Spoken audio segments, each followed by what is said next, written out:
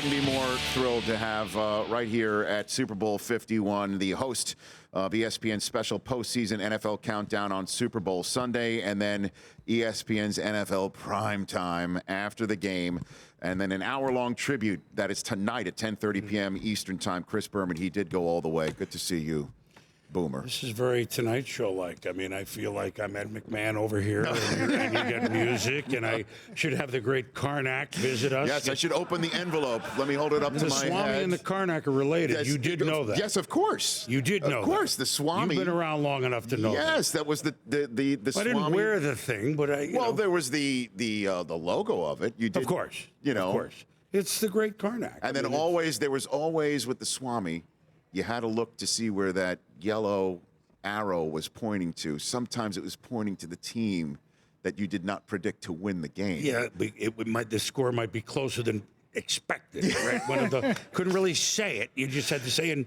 the final will be whatever. Right. 24-21. Closer than expected is the code word. The code Proud word. of you. Look at you. You got a big desk. You got a rock and roll band. You got the Lombardi Trophy. We're sitting right here. What do you have connections with the NFL? The NFL, you know, and I know a couple of people to show. This is the real deal. This is the real thing. That's right pretty here. cool now. Yeah, it's fun. You could, comb your, what's left of it, my hair. At least you've got some. Some. You got some. Let's not get carried away, Rich. So, let's just clear this whole thing up here. You're not leaving ESPN. You're still okay. Where you're going to be calling baseball? Where am I going to be seeing you? Well, you're not going to see me every week in the football season. That'll be different for you. It'll be different for me. I mean, it'll be but I'm not dreading it. As you know, because you do the same job I do. You got to swim in the deep end of the pool, or you can't swim at all. In other words, hey, I can make week 1, 3, 4, 6. No. So that won't be the same, but I will still do Super Bowl primetime at the end, conference championship primetime. I mean, it's primetime. It is primetime. Right. I'll do some stuff historical on Monday night countdown. I won't a big interview or two that maybe I can get that they can't. A little playoff baseball. I'll still be at the ESPY. Sounds like I'm doing a lot. It's sprinkled.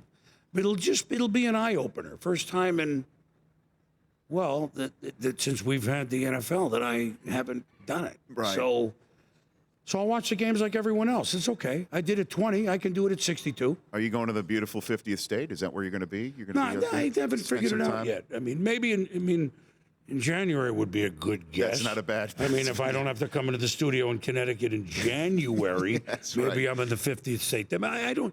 To be honest with you, Rich, it's been great. This is not a aloha right here. It's right. I'm going to exhale, and then see, and then what? Well, that's you. Okay. You so deserve it, Chris. I mean, I said this on my show when the news broke.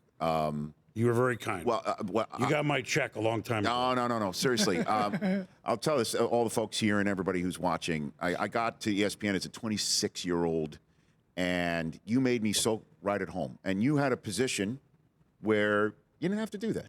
And there are some people in this business that don't do that. And you made me right. I mean, you didn't know me from Adam. I was some kid they got from Redding, California. And I told this story. I remember. I told this story the other day about how, and I'll tell it here too, that all the banners. Do you remember? I don't know if you remember when I went up to you signed the banners for charity. All the ESPN banners that you see hung up in the hallway on the way to the studio. Or these folks might see it, hung up on the side of a railing of a baseball stadium, knowing that it's an ESPN broadcast. So they hang these banners up and ask people who are on the air to sign it for charity. And I was there for about 2 weeks.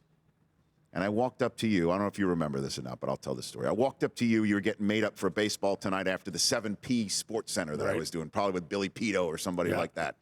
And I said, look, I just started here, and I'm wondering how many sports centers do I have to do before I sign all these banners?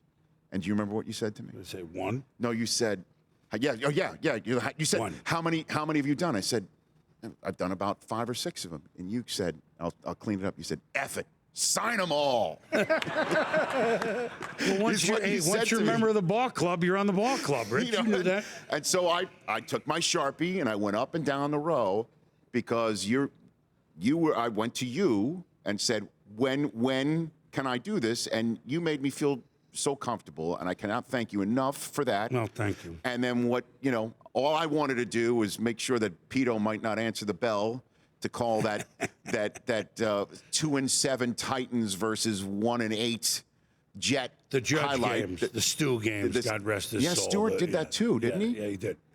Robin Roberts did that. That's right. The kind of the games that weren't the A games, on the side. But at any rate, you and Stu had a good thing going on SportsCenter. You kind of carried a torch from what I think Tom Mees and I and Bob Lee and John Saunders, another late great buddy of ours. Obviously, we miss him greatly.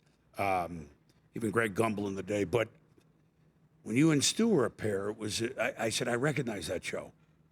And I like that I recognize that show. It's young. It's moved along from when we did it, but not moved along different, just different in the year it was being done. Did it with the same spirit, same love of sports, same relationship with the viewers, and that's, I always respected you for that. Well, so sign the banners. So that's what, sign them all. Sign them. Yes, and that was the safe for work thing, because you are who you are, man. And I noticed that too when I first walked into a SportsCenter meeting as an observer. You were doing your annual 1, 2, or 3 shows that you did, and the person who I'd seen all those many years was the same person I saw in the meeting, and I thought that was a thrill to see. When did you first know that you were part of something that was huge and becoming big? When did you first know that, Chris? Well, the easy answer, which I'll give second, would be when we got the NFL. But we knew, so that would be 87. Right? I'll give the back part of it. Right. 1987, when Pete Rozelle, one of the most intelligent people we'll ever know, and for whatever reason he liked me, but which is not the reason he did this deal. I mean, let's not overstate Chris Berman 8 years into ESPN. But when Pete Rozelle said, you know what, I'm going to put 8 games after the World Series, Sunday night football on, and he and Steve Bornstein invented this little show called Primetime with me in mind. We're going to throw the ball, and I got to throw it, and that was me. So that was when we got the NFL. Then you knew, here we go, like we're going straight up. Yes. But I'll give you one that will seem an odd answer, and I haven't said this. I haven't thought of this till you asked me this question. So it's all incremental, like, he went out to eat in California on a vacation, and because I did the Late Show, well, what does the Swami want to drink? In 1981, like, what? I mean, but that's more incremental. 1983, you will laugh, the America's Cup race that we lost off Newport, the 7th race, the wing-keeled, land down under, sailboat racing, right? Right. But it was like a Tuesday afternoon, don't quote me on that. And one of the Providence stations had a helicopter that they were televising in Rhode Island and some sort of commentary. And we picked up the feed at 2 o'clock when it was on, the big 7th race of Australia against the United States. A sailboat race, 2 in the afternoon, I want to say a Tuesday. We didn't tell anybody. I think they arranged it at 1:45, typical. The rating we got, or the amount of people that saw this, who just took, if it's on, it'll be there. But that's 1983. We only started in 79, Rich. So a sailboat race in the middle of a day, of a week, and people were looking for us. Because if they don't have it, nobody will. Right. And so this isn't now I know we're going to be big time. Mm-hmm. But this is what I knew, that people knew who we were, what we stood for, and what potentially we could give them, even without any promotion. I hadn't thought about that one in a long time. I would not have guessed. You dug it out of me. There we go. I like it. What an interviewer, man. I got it. Just don't make me cry on the set. Okay? I feel like now that's the Roy Firestone in me right here. Well, that's right. Yeah, there you go. I did his show. I don't know if he made me. I don't know if I cried there. I'm up close with Chris Berman here on the Rich Eisen Show. Yeah. So what nickname are you most proud of that you did? Oh, man. By the way, I knew that's when I arrived, is when you called me Betty Davis. Rich Betty Davis Eisen. Betty Davis Eisen. And you also went Rich Kaleidoscope Eisen. Well, you did that too. We could definitely go a lot of ways with that. Betty Davis, Kaleidoscope. Lucy in the Sky with Eisen, you also gave me that one. Once you're on a roll, maybe a beer in, then they start coming. The thing about the nicknames, and I know we've talked about it, is this is revisionist history when people write, well, he really wanted to do this to be famous. Garbage. I did it because it was 2:30 in the morning and it said Seattle 5, Kansas City 2 with no pictures for a minute. Yeah, right. You got to go with something. Right. So here's Julio. Won't you let me take you on a sea cruise? Had 3 doubles for the Mariners. Okay, so it's just, it came out, it worked. That's not the question you asked me. The ones that work the best are the ones that, they're all plays on names, none are derogatory. But you don't have to eat.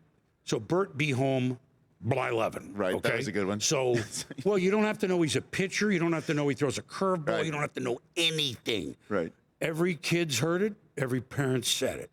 You don't even have to be a baseball fan to get that. So a lot of them are foods. Some of them are, I mean, John tonight let it be Lowenstein. There's Jose, can you see Cruz? Odabe, Young again, McDowell. that was I mean, there Jim, 2 silhouettes on Deshays. I mean, that's music. Joe, actual retail You know, price. I mean, there's just it's a, Was but a here, great it's one. it, but there's it's a game everyone can play, you know. And then Yeah. with football, you go over to only under highlights, and you know, Eric sleeping with B. That's my favorite one, I think. Eric Right? sleeping Eric with sleeping B. with or Bernard innocent until proven until guilty. proven guilty. That's my Everybody favorite one. has That's their my favorite. Andre favorites. Bad Moon Rising. Well, that was next. Well, he tattooed Bad Moon right here on pre-tattoo days. Andre's great, on buddy the of left, mine. on the left bicep. No way he knew who Creedence Clearwater Revival was.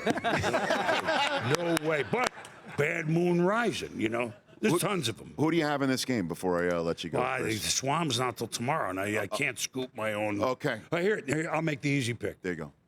Buffalo. There you go. No one I'm circles going, the I wagons. will say a couple things on it quick, because Atlanta, the moment will not be too big for them. I really like what I saw Monday night at media night. I don't know if you had a chance to get to see. Sure. You know, I still do what I did in the 80s. I know, It's you're my out there on the 35th floor. one. You know that? By the way, on the Swamp tomorrow, I dug out a little bit of my first one. Which one was that? Niners in Pontiac. Joe and then Bill Walton. Interesting. The first of them, and here's a chance for a historic one for the Patriots. Interesting that was unbelievable. the first one. By the way, we had Dan Patrick on Monday. He said that was his first one, too. Well, It's unbelievable. it's kind of the beginning of, I don't want to say modern football, but, you know, the Steelers and the Raiders were still, but it had changed. It was beginning to change from the Steelers in Miami and the 70s. Of Landry course, Dallas Cow- is always around. Right. But the West Coast, like this was new. Right. And so it's interesting, kind of football made a little left-hand turn in 1981 when they won. But Right. so we're going to dig some of that. The moment won't be too big for Atlanta. I like what I see. I really think Coach Belichick, who I've got to spend some time with these last few weeks, feels very comfortable about their plan. Now, he'll be the first to tell you, plan is great until you play the game. But Right. I don't know if it's going to be as high scoring as we think. What do you think? It's just scoring, high, low. I think it might be high scoring. The last Super Bowl that was in here, Willie McGinnis told me that when they closed the roof, they got dehydrated. And if you remember the end of the halves, those games, The highest- boom, it was pinball machine. 5 So, touchdowns and a field goal in the fourth quarter of the last game. That's there. what happened. I think they want it open, Rich. Do you know? I think it might rain Sunday, unfortunately. No. Yeah, that's why we're going to have our weather report coming up later with Mike Del Tufo. That's called the You TVs. always got to have the weather. That's right, even for a so dome. when you go long on TV, you take it out of weather. That's right. Sports needs more time, right? Hey, Chris, this has been an absolute pleasure for me. And, we had, when Brent Musburger announced his retirement, we put a poll question up on our app of the voice that you're going to miss the most. Vince Scully. did? Yeah, we did. Vince Scully, Brent Musburger, Wow. Vern Lundquist, Dick Enberg, and you won the poll. Well, I'm I pleased to don't say that. know. No, that's true. Look, I'm not going to just don't accept know. it, and it's the truth. I mean, it could have been like the dead folks voting for Kennedy in Chicago in 1960. I don't know, but I'm honored for it. Listen, I was in the right place at the right time, and I was just smart enough not to screw it up. Well, Chris, you're the best. Chris Berman, he did go all the way tonight on ESPN at 10:30 p.m. Eastern Time. Great to see you. Nice to see you. My wife, Susan, Best of the family. Same to you. Right? The Rich Eisen Show, weekdays at noon Eastern on Audience.